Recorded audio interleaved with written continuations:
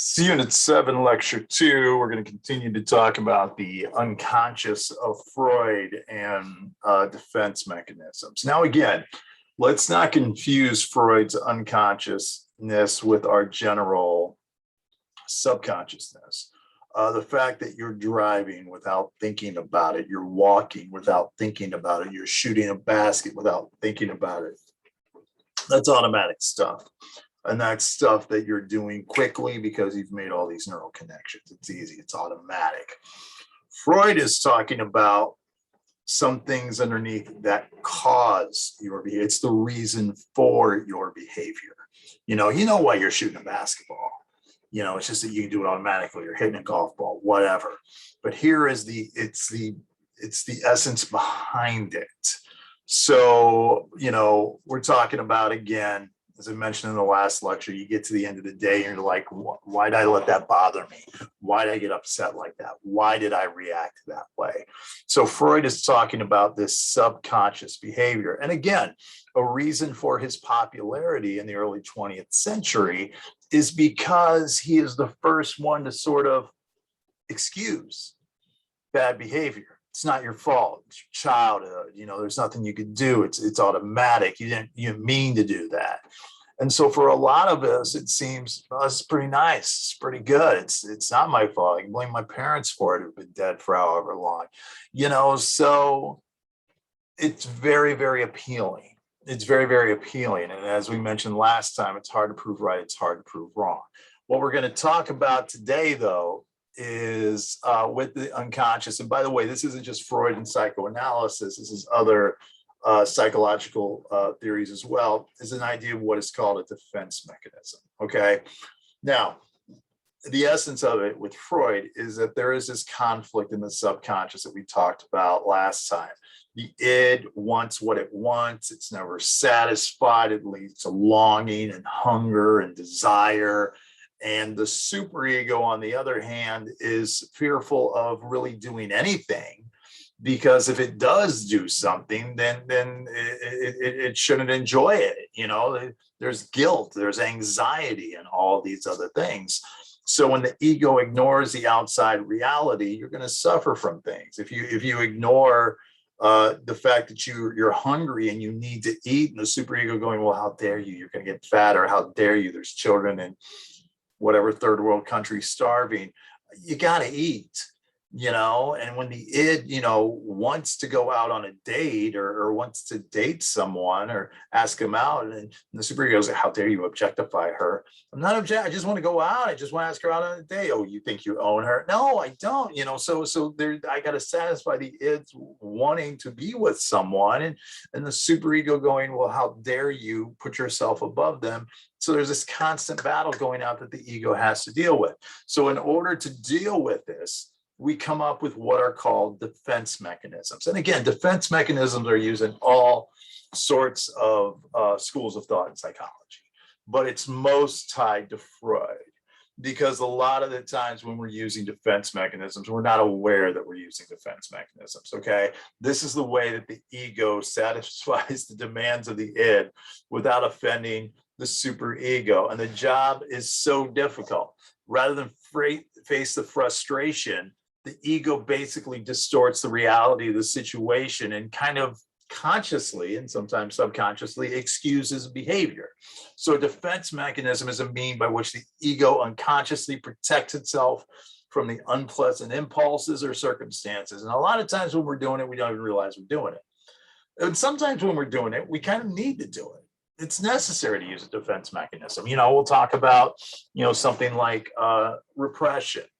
If my wife and I got into an argument this morning and I had to go to school to work, and she's like, that's it, I want a divorce, which would be terrible. And she would never say that. But if she were to say that and I had to go to work and she was going off to work, and I'm like, well, I can't deal with this right now. I got to go to school. I got to lecture. I got to do whatever because there's a test the next day. That anxiety of the divorce, I got to kind of repress and put away because I can't deal with it right now. We can't deal with everything at the time we need to deal with. So sometimes I do need to repress things. That's fine. There's nothing wrong with it. And we'll deal with it when we both have time to sit down, have dinner, talk, and a list of apologies from me, more likely than not. So that's why I always laugh at people who go, we should make a bigamy legal where you can have many wives. If I had more than one wife, all I would do is apologize. It's hard enough not upsetting one person to not upset two, whatever.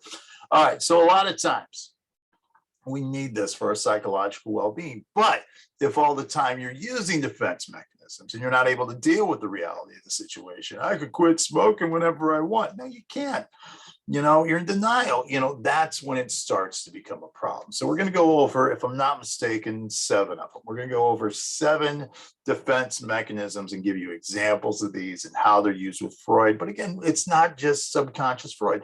You don't have to subscribe to Freud. Freud has very few subscribers now. Than what he used to, because a lot of people are realizing he was crazy, but it's used in many different types of psychotherapy besides psychoanalysis. And remember, psychoanalysis is a type of psychotherapy.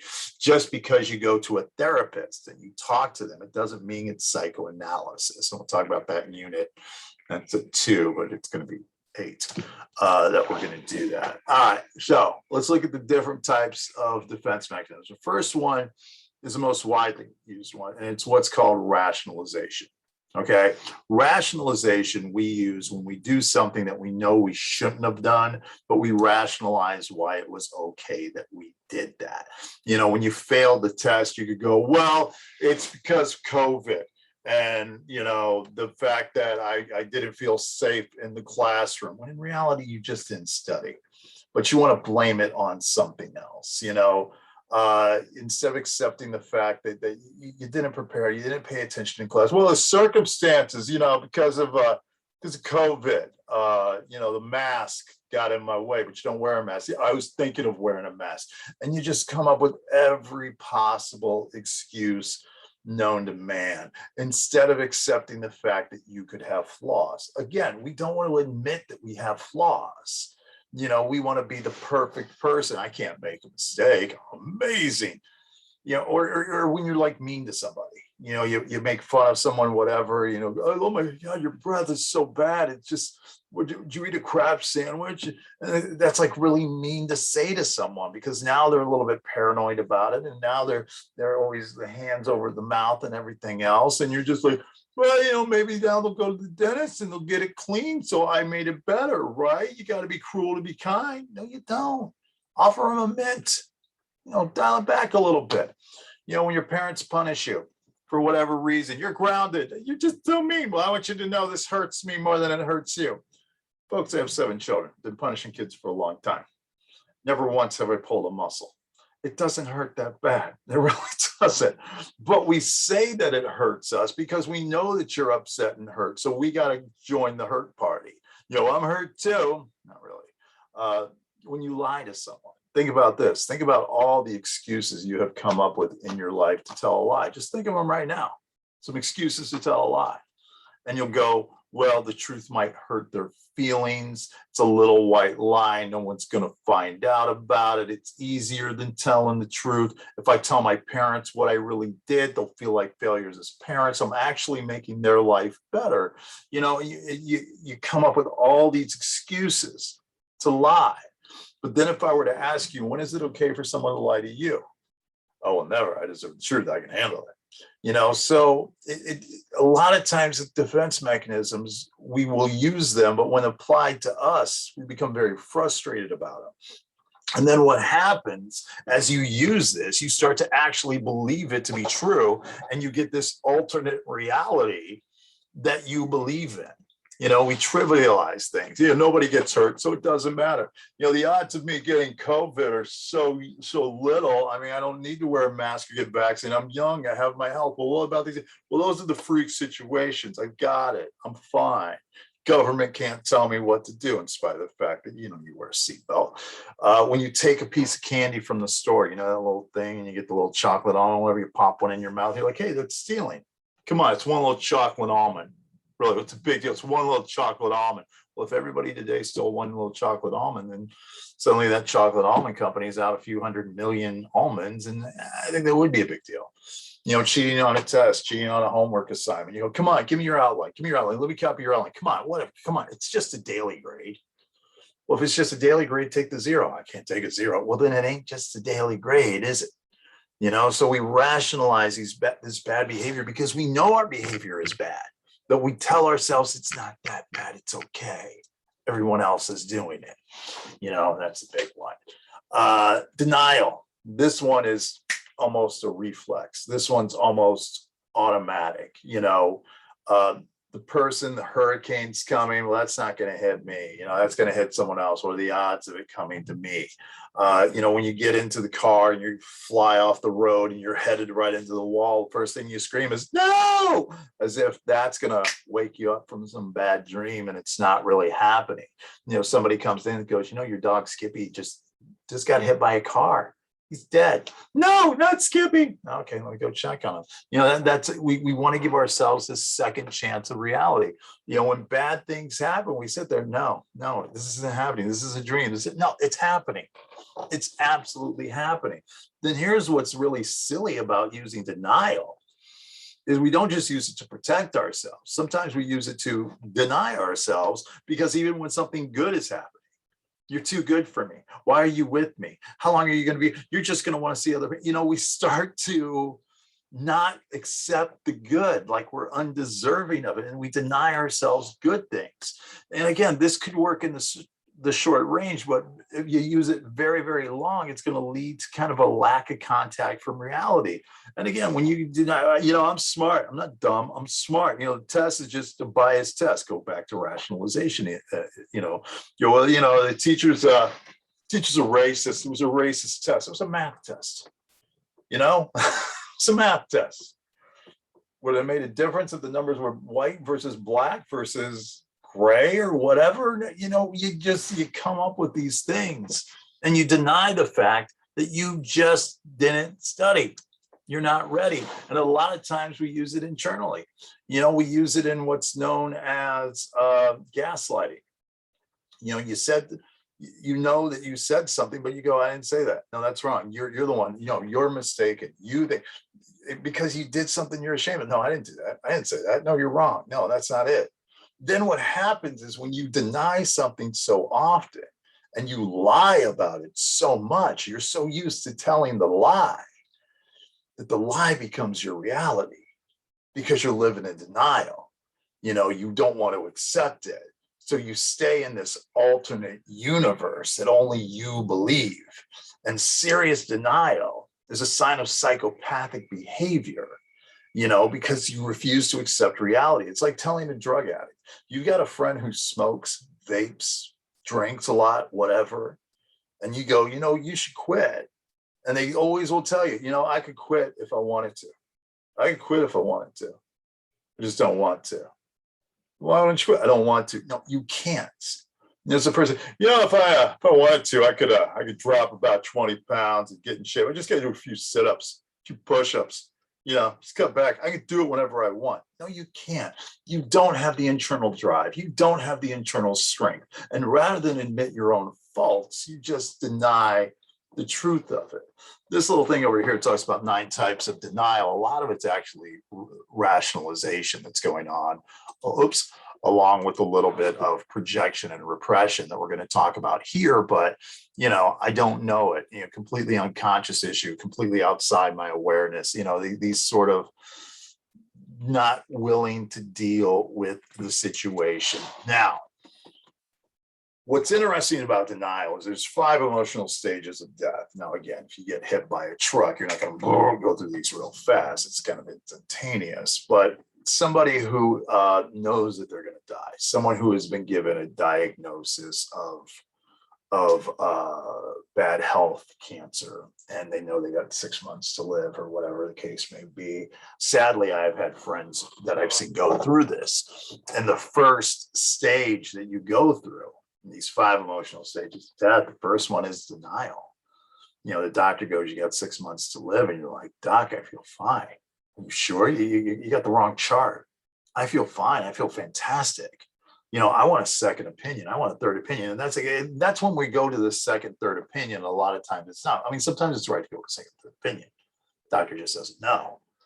But a lot of times it's denial because we don't want to accept the reality. If my doctor comes back and goes, you know what, you're really healthy, you got the heart of a 25-year-old. Don't ask me how I got that. But yeah, your white blood cells are high. You're in fantastic shape here, Jason. You're doing great. I'm not going to go, you know what? I want a second opinion. I don't believe you. Unless I'm psychosomatic, I'm not going to do that. But denial is that first stage of death. Second stage of death becomes resentment. You start looking at everybody else. You see their health. As they're eating a donut, whatever. Look at that person over there eating that donut. How they look at how they're treating their body. They're going to get to live forever. They're going to get to live forever eating donuts. And I've treated myself right all my life, and this is what I get. And you just start hating people. And then the third stage you get into is negotiation. You go back to the office. Come on, doc, there's got to be something. I saw something on Grey's Anatomy the other day. There's got to be something. There's got to be some way to get out of this. Well, you turn to religion. Come on, God, give me one more chance. Come on, God. I want to follow all 10 commandments now. Not 7 out of 10. I'm all in. I'm all 10. Come on, there's got to be something. Lord Jesus, please. Then the fourth stage you go into is depression, where you start to go, why even get out of bed? Why even shave? Why even exercise? Why even eat good food? I mean, I've only got these few, you can take a shower. But then finally, hopefully you get to acceptance and you go, well, it's been a good ride. What else do I want to do? And these are the stages that you sort of naturally go through. Now, here's the funny part.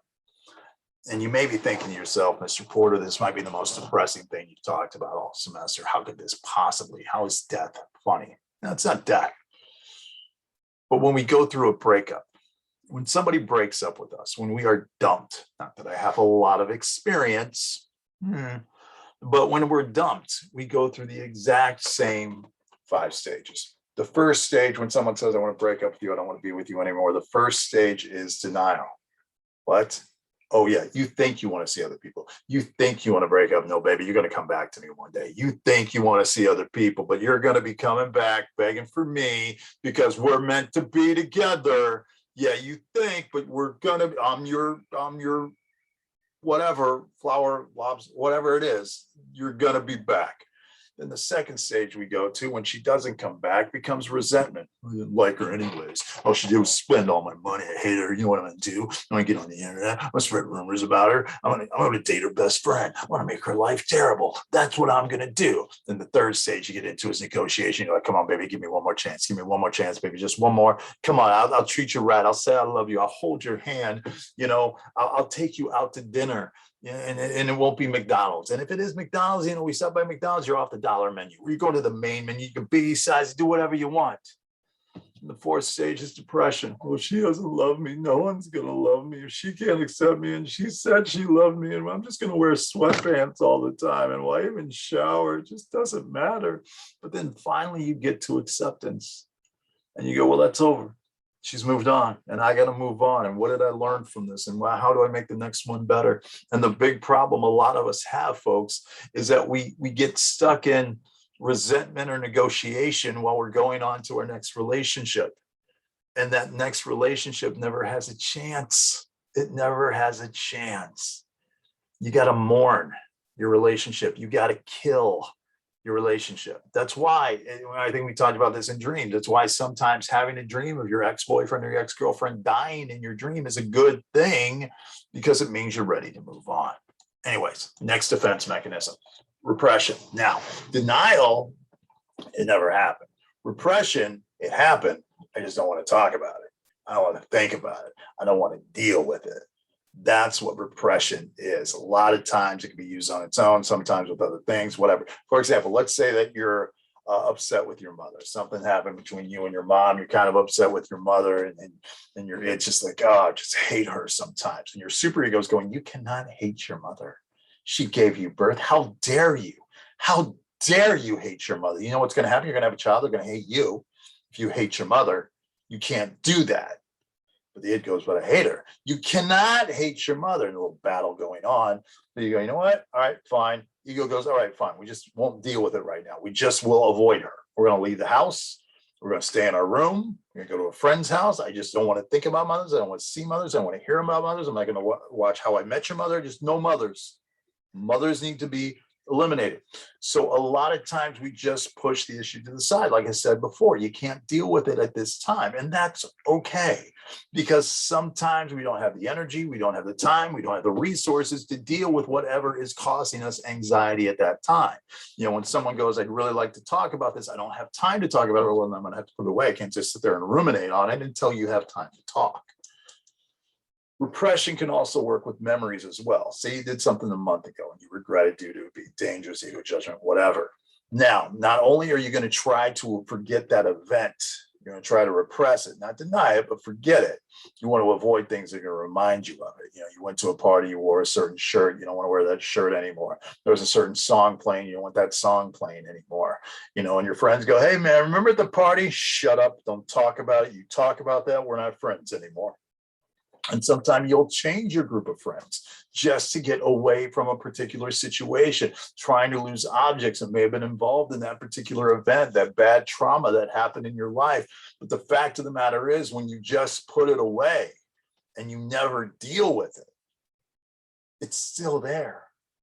It's still there. You got to deal with stuff, because here it's like this. When you repress your emotions, your feelings, events, whatever, it's like this. Your parents ever told you to clean your room? They tell you to clean your room. So you take everything, you shove it in the closet, you put it under the bed, there, clean. But is your room really clean? Of course not. As soon as where's that notebook? And you got to pull everything out in order to find that notebook. It's not taken care of. So what happens is when we push stuff down and push stuff down and push stuff down, it takes all of our energy to push it down. And eventually, with the GAS that we're going through with stress and whatnot, we're going to hit exhaustion and we're not going to be able to do it. Eventually, the dam's going to break. I mean, how many times? You know, you've got all these assignments, you got all these tests, you keep blowing them off. I'll do it later, do it later, do it later, man. If one more teacher assigns me one more thing, because I'm on the edge. You know, walking through the hallway, man, one more person says one more thing to me today, and you're just going to blow. I mean, if you're an older brother, older sister, you ever gone up to your little brother, little sister, just sort of bumped into them and they go psycho on you? And you're just like, and you look at your mind, I don't know, I just bumped into him. I don't know what the big deal is. Well, it's not about you bumping into him. It's about everything you've done for the last 7 years has now come to the surface and they hit a breaking point. You know, you get the murderer, the school shooter. You think he just woke up that morning, hey, you know, I think I'll do today. No, man, there's crap that's been happening, but it's been pushed down and pushed down and pushed down. That's why a lot of times you hear the stories of these people, the neighbors, and suddenly they're all chopped up in the living room. And the neighbors are like, they seem like such a normal couple, because they're putting on this whatever. You push it down, you push it down, you push it down, it's going to break. Now, again, sometimes we don't have time to deal with stuff, that's fine. But when all of your energy is just putting it away instead of pulling it out and dealing with it, unraveling that spaghetti ball, you got to deal with the stuff.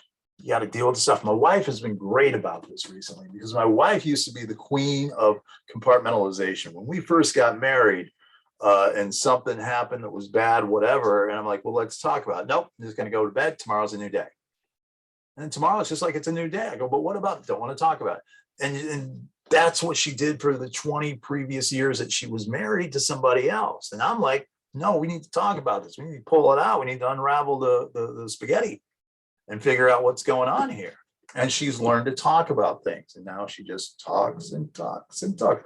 But actually what she's been really good about is one of the things that she does every morning is she, sorry, I had cat hair on my tongue. She goes to the back patio and she gets out a notebook and she just writes. She just writes whatever's on her mind. She just writes. And what she's doing is she's dealing with stuff about her mother. She's dealing with stuff about her childhood, sexual assault that happened to her 20 years in an abusive marriage, her insecurity about becoming an empty nest mother. All these, she just writes it out. And sometimes, man, that's all we need. We just need a little bit of release. We just need someone to talk to, just like a little steam out, because we're taking all that energy to repress. Reaction formation. This is replacing an unacceptable feeling with the opposite one, so that no one will think that we have the unacceptable feeling. You know, let's say that I'm a father and I hate my children. Not true. Are you denying? No, but let's say I'm a father and I hate my children, which I don't. I love my kids. Most of them. No, I love them all. All right, but let's say that I did, because there are fathers that don't like their kids, but I can't say that I don't like my kid. That's not going to work. So what I'll do is I'll say that I love them all the time, really loudly, especially around other people, so other people will hear me say that I love them. And then, and I'll give them stuff, like I'll buy them a car, and I love you, son. Everybody hear that? I love them. I'm going to post on social media how much I love my child. And if I say that all the time, then maybe that will quell the sound of, I really don't like that kid. He's really destroyed my life. So we're doing the opposite to squish out the other feelings. A woman who plays dumb, weak, passive to cater to a man's needs. She wants to cover up her true ambitions. The guy who has on a first date, he's going to a haunted house. He goes, that's fake. It's fake. It's not real blood. There's a chain in that chainsaw, because he's scared to death. So he's got to pretend to be brave. We can also be pretending not to care, that we don't like someone. I don't like them. Oh, I could care less about them. Then why are you talking about them? Then why does it upset you that they said something? Maybe you do like them. Maybe there is something going on. This is all according to Freud. The process is used by the ego to basically protect your self-esteem from a trait it's trying to bring up, but you don't want to deal with, because the superego deems it as dangerous and moral, whatever. The impulse is so forbidden that the extreme opposite tactic is used to protect the ego. It's the politician who gets up there and preaches family values, family values, family values. And then there's the news story of him with another wife in another county. And what the hell is going on there? It's the preacher talking about purity and the sin that you are facing and that you need to walk away from. And then suddenly all that child pornography is discovered on his hard drive. Wait a second. This guy is so anti-sin. He was so loud. Sometimes the loudest person is not just trying to convince you, they're trying to convince themselves. It's the old, and we all knew this in elementary, junior high, the smeller is the feller. He who smelt it, dealt it. The person who's, I've got a kid, I got boys and they do that all the time. But yeah, I could always tell when Quincy was lying, because when I said, who did this? And he was like, I don't know who would do that. And he goes so over the top that I knew it was him, sort of protecting himself there. A great example of this is gay bashing. Gay bashing is a great example of reaction formation, because again, I get it.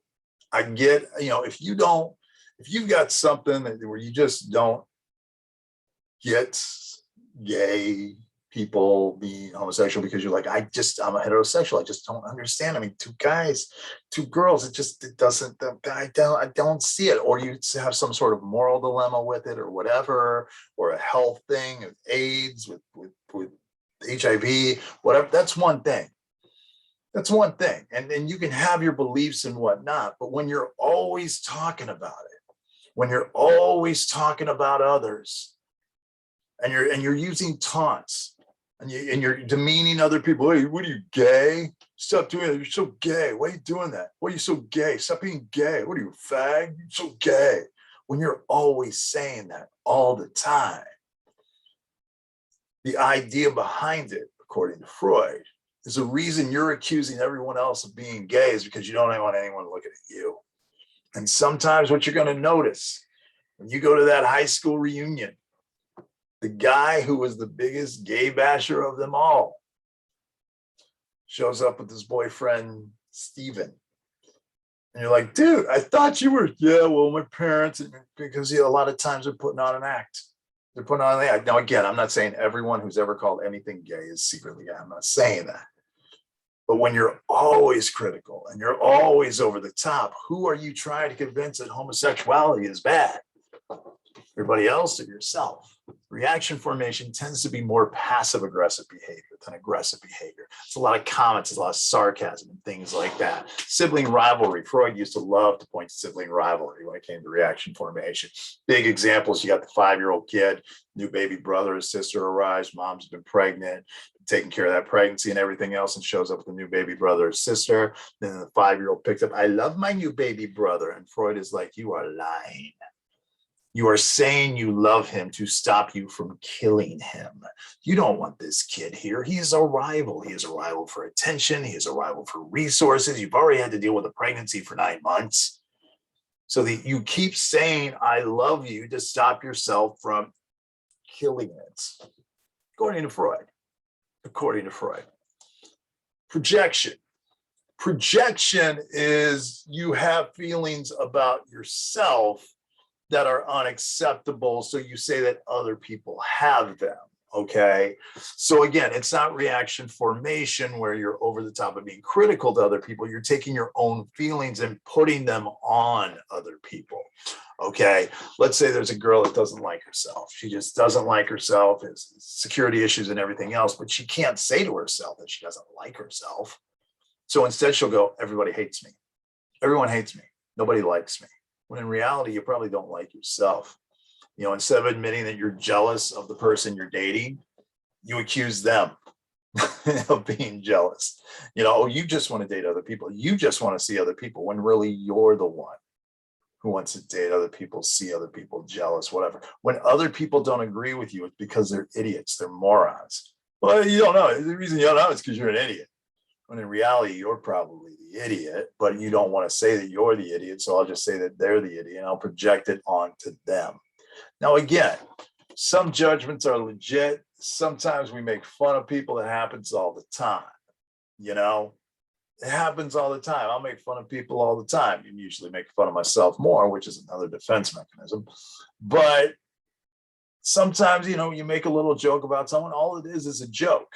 But when you're constantly doing this, that's when it becomes more of a defense mechanism situation. Okay. Displacement is another one.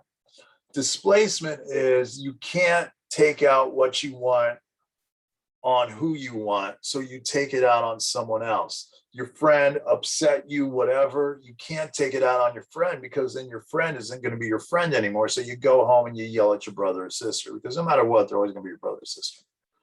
So I can't take it out on that. I can't yell at my parents because my parents could ground me, punish me, do whatever. I can't do that. So instead, I'll displace it and I'll yell at the teacher because that's an adult, an authority. I'll take it out on them because this is a temporary relationship. You know, it's no longer acceptable with Freud and the oral fixation. You're not allowed to suck on your thumb anymore, but you can't chew on a pen, chew on your fingernails. You'll displace it onto something else. You know, a person who has no control at work, parent has no control at work, so they take it out on someone else. And think about this. I'm sure you've all been there. You ever been yelled at for no reason? I mean, literally no reason. Nothing. You did nothing that day. Your parents came home and yelled at you. Odds are there was some displacement going on. Dad gets yelled at work, can't yell at the boss will fire him. Mom's upset with whomever, you can't take it with that person. Take it out on you. You're an easy target. You know, sometimes when you feel out of control, you'll play a video game, you'll displace it on that, which by the way is very healthy.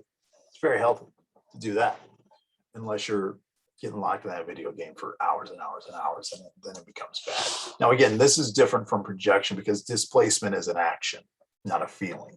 Projection is an emotion. Displacement is, you know, I can't hit the bully because the bully's bigger than me, so I hit my little brother. You know, that's displacement. That's something physical, yelling at someone, whatever, because you can't take it out. And again, it becomes just this domino thing. And I'm sure you felt this if you're a younger brother or sister. How many times have you felt when the older brothers and sisters, the older siblings come back from college, living somewhere else, whatever, and you feel yourself go down that totem pole and you feel that anxiety because this energy is about to come down on you? You know, it's a pretty tough thing to take on there. Regression. Regression is you're tired of adulting. Now, I'm sure some of you guys have faced this. You know, you want school to be like when you were a little kid. You found one of your toys? There they are all over my shelf.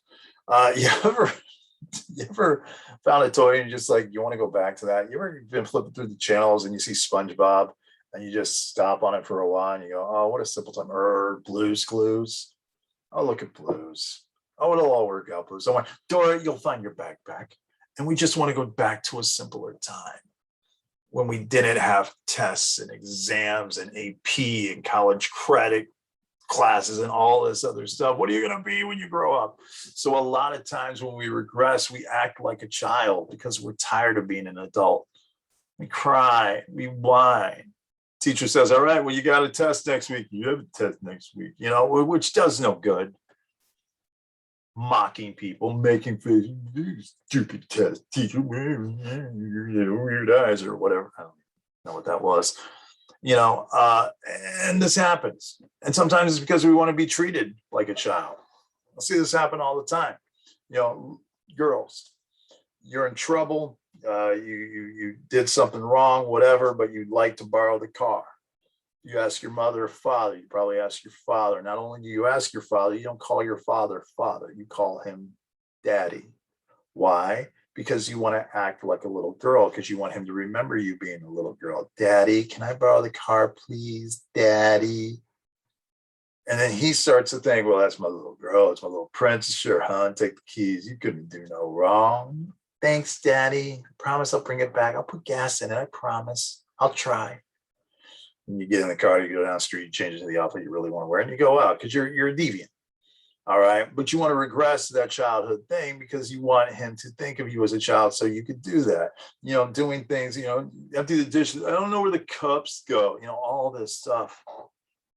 Childhood arguments, all these things come out in regression. We just act like a child. The last one is displacement. I'm sorry, not displacement, sublimation. Sublimation. I'm not sure why displacement is up there. Last one is sublimation.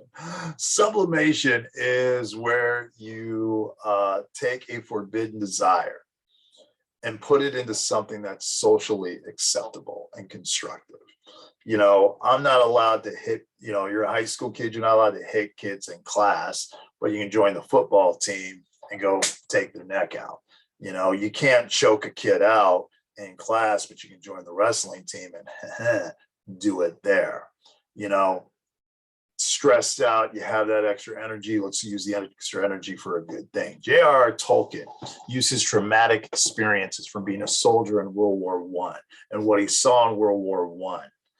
And he took that and the nightmares and everything else that he came up with. And he constructively took that energy, took that fear, and took that anxiety, and he put it into the Lord of the Rings and the Hobbit trilogies.